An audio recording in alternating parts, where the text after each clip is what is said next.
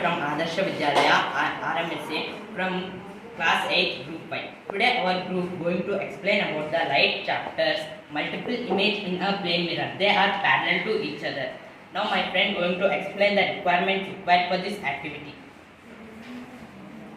Materials required to this activity: 2 plane mirrors, 1 cardboard, 1 object. Thank you. Now we have kept the two mirrors parallel to each other. We should find out how many images of the object are formed between them. When two plane mirrors are kept parallel to each other, infinite images of the object are formed on the mirrors.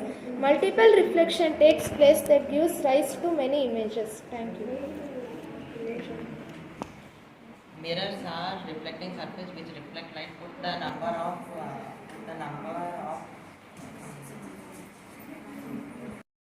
reflected image in increasing or decreasing of angle between them when mirror are facing parallel to each